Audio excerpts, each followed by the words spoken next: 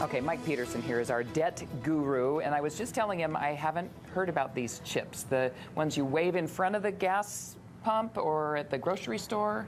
Yeah, it's called an RFID credit card, and it's going to be a regular credit card.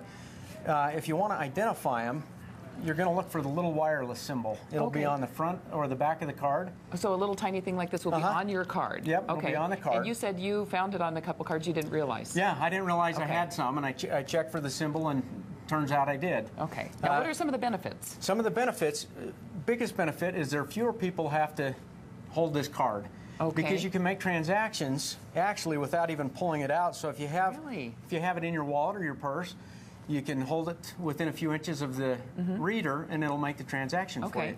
One big benefit. Another benefit is it's that fast. You don't have to swipe the card. You don't have to make the signature.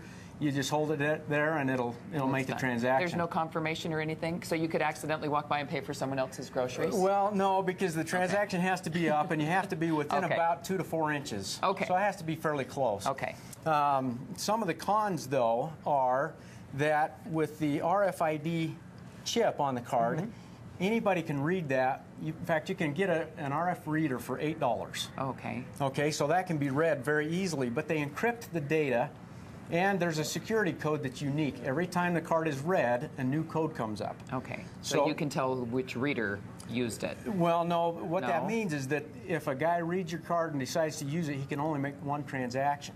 Okay. And there's not been a lot of reported theft. In fact, they're coming out with new wallets and purses that have metal lining to block that card. Okay.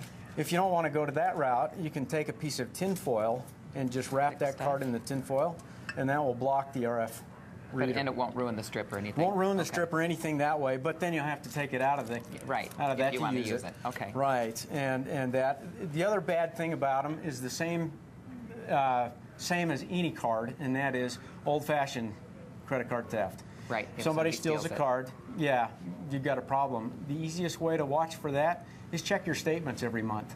If you identify a charge on the statement that does not belong to you, call the credit card company. Typically, they will back it off immediately and issue you a brand new card. Okay. Well, some great advice. Thanks so much. Now I know a lot more. I'm going to go check and see if I have that little bug on there. Right. Okay.